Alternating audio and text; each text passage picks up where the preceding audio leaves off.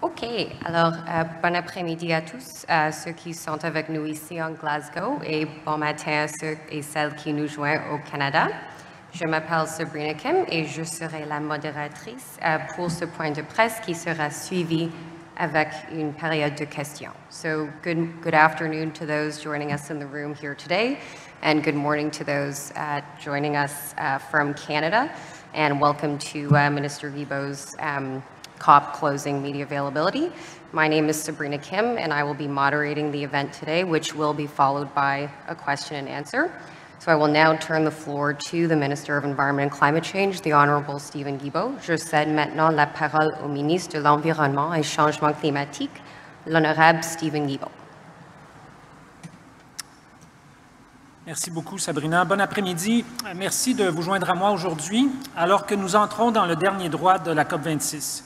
Et merci de votre intérêt et votre couverture sur cette importante conférence sur le climat. Il s'agit de ma 19e COP et comme certains d'entre vous le savez, j'ai assisté à la première à Berlin en 1995. J'ai joué un rôle très actif en tant que militant afin d'encourager les dirigeants mondiaux à aller plus vite et plus loin dans la mise en place de mesures ambitieuses mais pragmatiques pour ralentir et arrêter le changement climatique.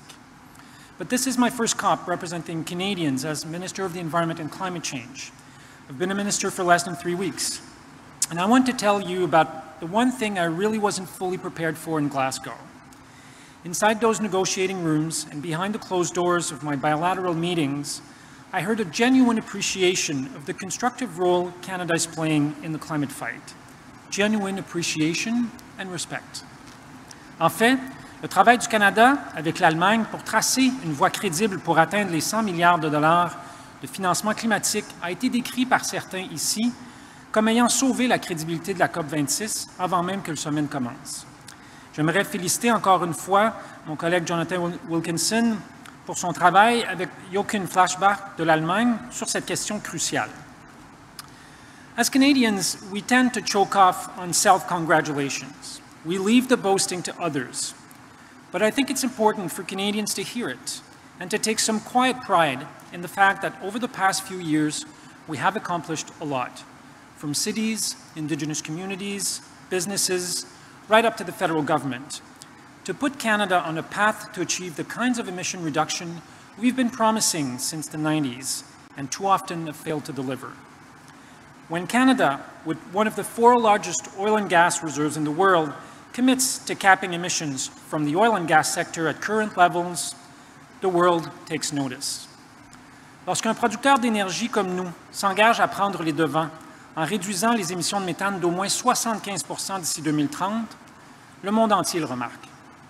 Nos forêts boréales et nos tourbières constituent l'une des plus grandes réserves naturelles de carbone de la planète.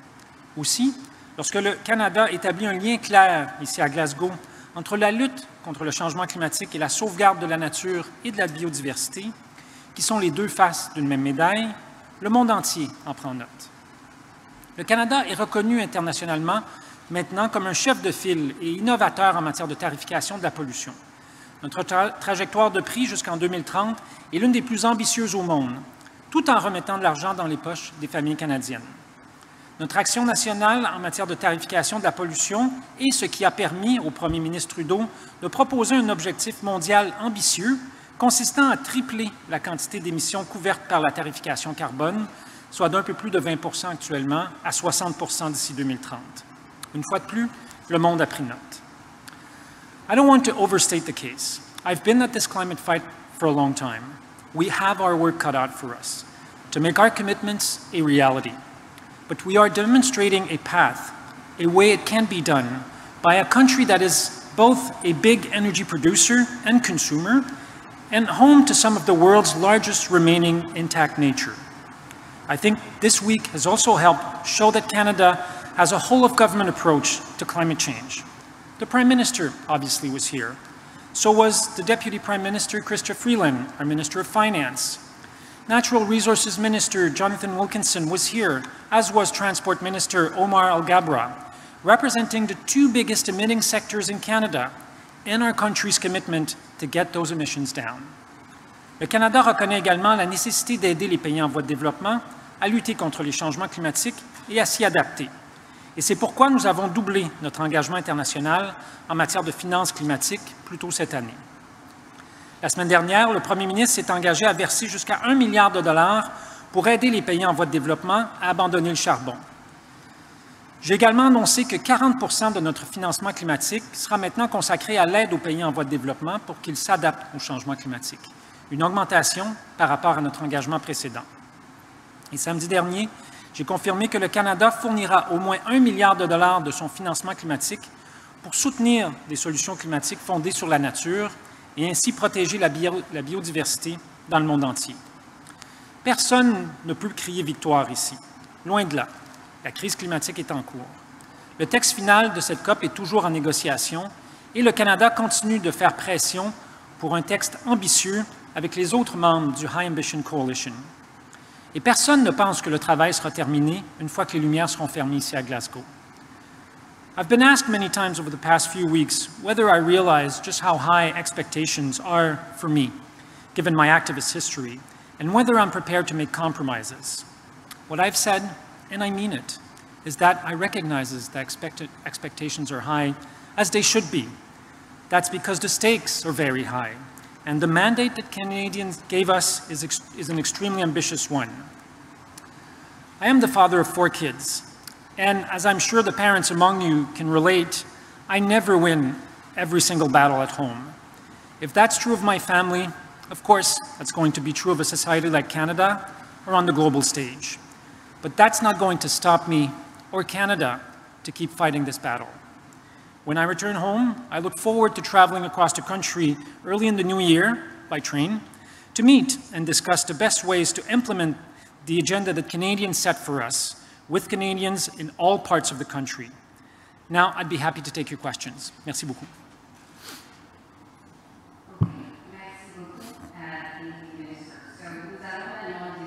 La période des questions des médias. We will now proceed with a media Q&A. So we'll try to take as many questions as possible. Nous tenterons de prendre le plus de questions possible. Et nous allons commencer avec quelques questions des gens dans la salle. Si vous pouvez juste rendre au micro maintenant. So there's a microphone over there, and we will take as many questions as possible from those in the room, and then we will turn to those in Canada as well. And I would just ask, prior to asking your question, if you could just state your name and the name of your organization aussi. Merci.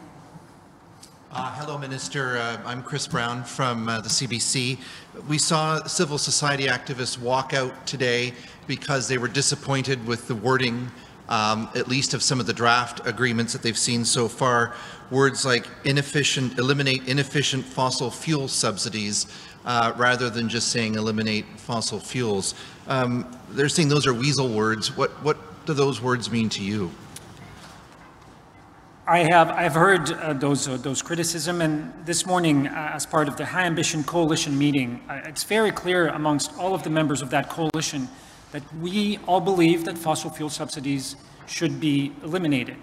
And that includes the United States of America. I was sitting next to John Kerry, who said exactly that during that meeting. And during the last campaign, we've made 2 campaign promises regarding fossil fuel subsidies. A first one to eliminate G20-type fossil fuel subsidies 2 years earlier than our G20 partners, and that target is 2025, so we've committed to doing that by 2023. And we've also put another element in our platform that would cover subsidies that are not necessarily defined as per the G20. My apologies. So Canada agrees we need to phase out fossil fuel subsidies, and we will phase them out by 2023. But that's not in the draft. That's not what it looks like this is going to say. Well, I mean, there's no timetable in the draft. But remember, I mean, someone earlier this week said, oh my goodness, there's nothing in the text about fossil fuel subsidies. And then we saw yesterday a version where there was language on fossil fuel subsidy. There's another version today where there's, again, something on fossil fuel subsidy. So I think it would be premature to judge the outcome of a text that is not final. But if you're asking what Canada is doing, Canada is in favor of having a text that states that we need to eliminate fossil fuel subsidies, and we would agree that there should be that a timeline should be put in there. Now, obviously, not all parties part of these negotiations necessarily agree with that. Bonjour, Monsieur Guilbeault, Ilse Serre, Radio-Canada. Est-ce que le Canada a joué un rôle dans l'ajout de ces mots concernant justement les subventions aux énergies fossiles? Alors, quand on dit le mot inefficace, des subventions fossiles inefficaces, qu'est-ce que ça veut dire? Et est-ce que le Canada a joué un rôle dans l'ajout de ces mots dans ce texte? En fait, le terme inefficace vient simplement du G20. Donc, c'est un terme qui a été utilisé à de nombreuses reprises au cours des dernières années. Alors, qu'on mette inefficace ou qu'on ne le mette pas, je suis très à l'aise avec ça. Mais est-ce que le Canada joue un rôle dans le fait qu'on l'insère? Parce que plusieurs disent que ça laisse place à une grande part d'interprétation, finalement. Ouais, écoutez, on est sur la question des subventions aux combustibles fossiles, le G20 travaille là-dessus, les pays se sont engagés à les éliminer. Le qualificatif inefficace est très important pour certains, moins pour d'autres. Moi, ce que je vous dis, c'est que nous, en tant que pays, nous allons éliminer toutes les subventions qui permettent d'augmenter la production de combustibles fossiles. On peut les appeler comme vous voulez après ça, mais notre engagement, nous, c'est de toutes les éliminer. Hi there, Paul Walty from the Globe and Mail.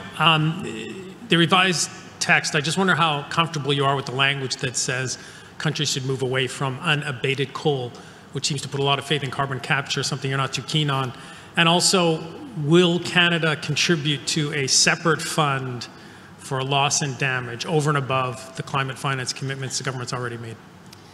The answer to your first question is we're very comfortable with a text that would make it clear that we should phase out the use of fossil fuel by 2030. And in fact, Canada launched a Powering Past Coal Alliance with the United Kingdom to do just that. And we started 3 years ago with 27 members. There's now 165 or 166, mostly countries, but also subnational governments, companies, insurers. And we've made a commitment in Canada to eliminate fossil fuel production, electricity production by 2030, and the export of thermal coal by 2030 as well. So we'd be very comfortable with a text that would say that. Now, different countries around the negotiating tables have different energy reality, and for some, being very hard on coal is more complicated. That's certainly not the case in Canada. In terms of loss and damages, I don't think we're at a stage where we are talking about new funding mechanisms being created, but we are very supportive of seeing the conversation on loss and damages move forward. And in fact, that was one of the elements that the High Ambition Coalition was talking about this morning, and I think we are close to a landing zone on that. And I'm not sure that the text we saw this morning reflected the conversation. There was a plenary session last night on that, and I'm not sure that the text that we saw today reflects where those conversations are. So I think we're closer to an agreement on that than we might think. A lot of developing countries want a separate fund. Scotland's contributed to it. Would Canada? I really don't think we're at the stage where we can start talking about separate funds as part of this conversation. We are, for example, in favor of using SDRs from the IMF to help developing countries in terms of having access to more money.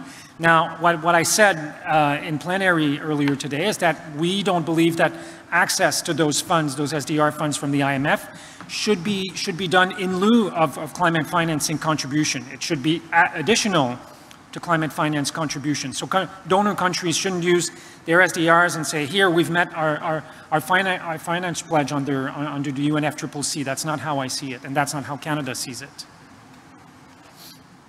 Chantal Srivastava de Radio-Canada, merci de donner ce point de presse, Stephen Guilbeault. J'ai une question qui va nous ramener peut-être aux prévisions, aux projections de production pour le pétrole et le gaz au Canada, selon le dernier Production Gap Report, donc des données qui viennent du gouvernement canadien. On s'attend à ce que, par rapport au niveau de production en 2019, à l'horizon de 2040, il y ait des augmentations de la production du pétrole et du gaz au Canada de l'ordre de 17-18 %.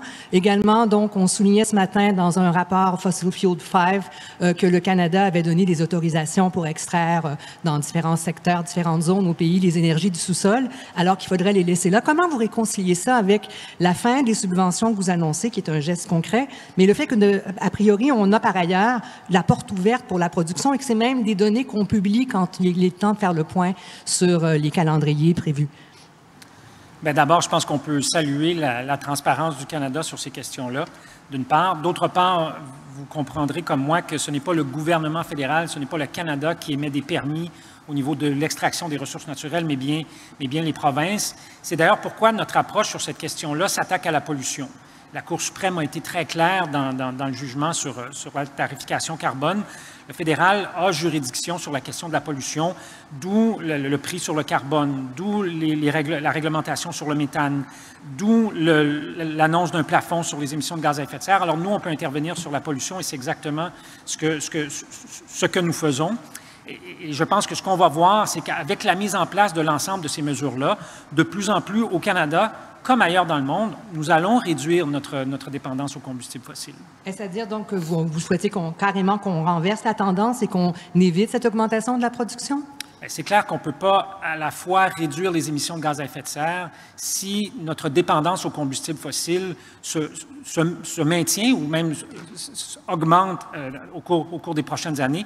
C'est vrai pour le Canada, c'est vrai pour l'ensemble des pays de la planète. Merci.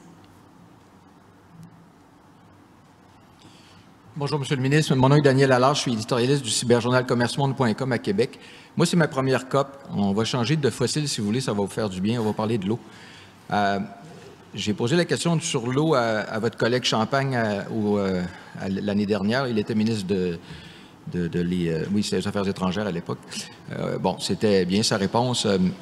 Je vous le dis, c'est ma première COP. Je découvre que c'est la première fois qu'il y a un pavillon de l'eau ici. On a eu de la misère à le faire. Le Canada n'en avait pas de pavillon, d'ailleurs. J'ai su de vos collègues diplomates des Pays-Bas que c'est difficile de faire écrire le mot « eau » dans le tour des articles 50-55. C'est un peu surprenant. Comme ministre d'un pays qui a 3 océans et tout, bon, je sais que vous venez d'arriver en poste, là, mais le Québec est encore en train de se demander combien il a d'eau dans son sous-sol. Le Canada, je pense qu'on le sait un peu plus avec toutes les ressources qu'on a. L'eau, on dirait que c'est un sujet tabou. En fait, donc votre question, c'est est-ce que l'eau est un sujet tabou pour le Canada? On a l'air d'être loin du sujet ici. En tout cas, je pensais qu'on parlerait plus d'eau que ça. Puis moi, c'est ma première COP, comme je vous dis, alors je découvre. Là, mais... D'abord, il faut comprendre que pendant très longtemps, le processus de négociation ici a été un peu évolué en silo, puis c'est vrai pour... donc, on avait le climat, on a une convention sur la biodiversité, on en a une autre sur la désertification, on a des ententes à l'ONU sur l'eau, et l'interaction entre tout ça, c'est très récent. C'est probablement la COP où on a le plus réussi à faire ça.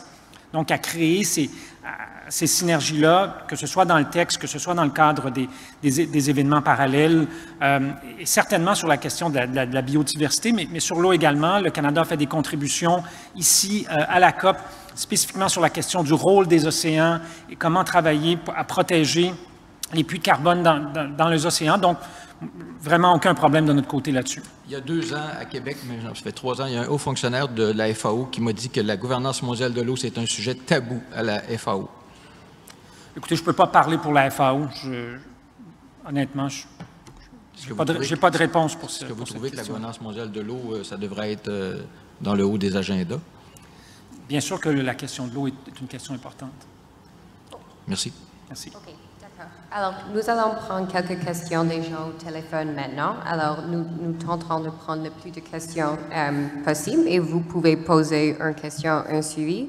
Et juste a reminder, veuillez s'il vous plaît de dire votre nom et le nom de votre organisation. So we're going to take a few questions now from the line. We will try to take as many as we can. And please just a reminder to state your name and the name of your organization prior to posing your question.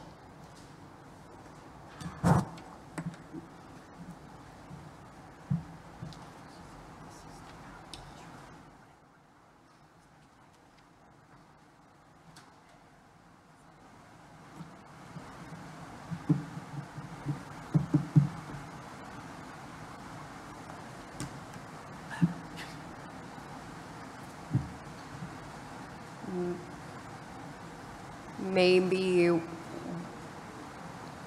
while we figure that out, we will, oh.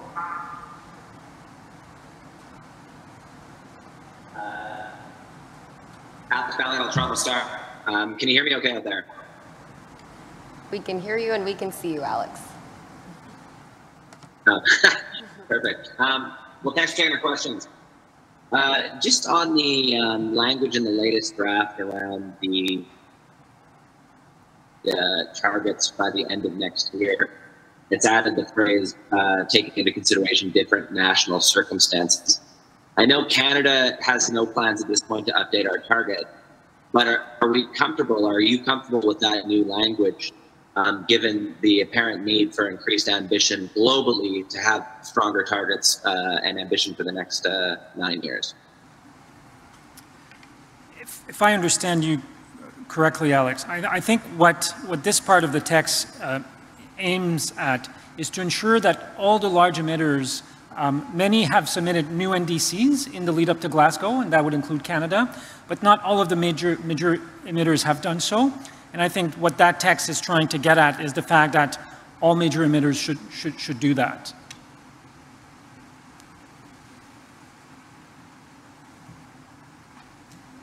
Okay, and I understand that Canada's position is that our target is aligned with a 1.5 degree future, but that it's slightly weaker than what the science calls for. We're looking at at least 40%, and the science is 45.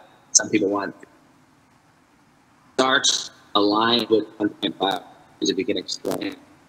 And if you can also, so you think that the hope for limiting warming to 1.5 degrees at this point in the conference is still in reach? Yes, I think 1.5 degrees is still in reach, and G20 leaders have agreed that it was still within reach, and I think it's very important for this text that will be adopted in the coming hours here in Glasgow, keep this point front and center. I mean, it is our North Star. This is why we're here for. And Canada's been very supportive of a text that is very strong on 1.5 degrees Celsius. And I said that earlier publicly in a plenary, but I said it this morning at the High Ambition Coalition meeting, all of the coalition members. In terms of NDCs, I mean, Glasgow I'm hoping will start a conversation about enhancing everything. We need to, all the 3 pillars of the Paris Agreement must be enhanced, and I'm hoping that the conversation will start here in Glasgow, and Canada is very supportive of that.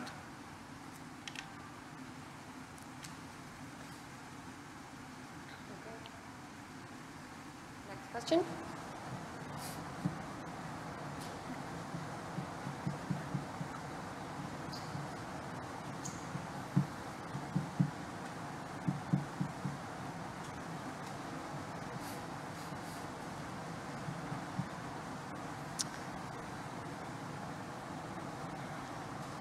Okay, while we wait, est-ce qu'il y a une autre question?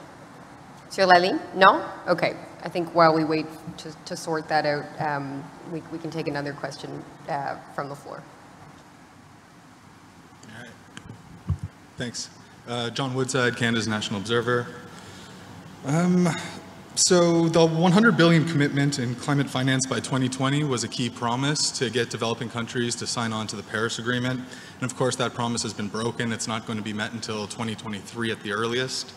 At the same time, we're also hearing a lot of concerns here at COP26 around Article 6, carbon offsets, and loopholes essentially being introduced into this. It's gotten to the point that there's a real concern that we're hearing that the integrity of the Paris Agreement itself is at stake in these negotiations. Could you comment on that? What's your response to that? So I think you've just asked 2 questions with your first question. That's very clever of you, John. Your first point on the $100 billion, we recognize that we won't get there obviously by 2020. But if you look at the delivery plan, it shows that how we get to $500 billion in the 5-year period. So it's slow off the start, but we get to, and in fact in Copenhagen it was $100 billion just for 1 year. So I think we've made significant progress, delayed, but significant progress on that. On Article 6, as you know, Canada hasn't made use of the provision under Article 6 for international emissions trading. I'm not saying that we will never do it, but we're not. It's not currently in either of our plan, the climate plan or the enhanced climate plan. That being said, it's a very important issue for some countries and is part of the Paris Agreement. So we feel that we have to finalize the Paris rule book here. That being said, those rules should be robust, and whatever's agreed upon should make sure that the atmosphere is seeing a difference, and that we're not double counting, that we're not artificially reintroducing into the atmosphere emissions that wouldn't be allowed to be there in the first place. So we feel we don't have a strong opinion about the mechanism itself, but we feel it needs to be robust and transparent and accountable. Thank you. And as a follow-up on the climate finance specifically as well, I want to ask about this because this is the bottleneck for raising ambition, right? I mean, developing countries do need this. And I know Canada has recently doubled its pledge, but still most of it is loans, meaning Canada is expecting to be paid back with interest on this.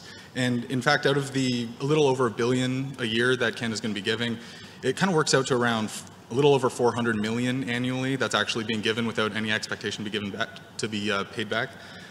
So I'd like to know, as a relatively rich country, why is Canada trying to profit off of vulnerable countries' need for this finance?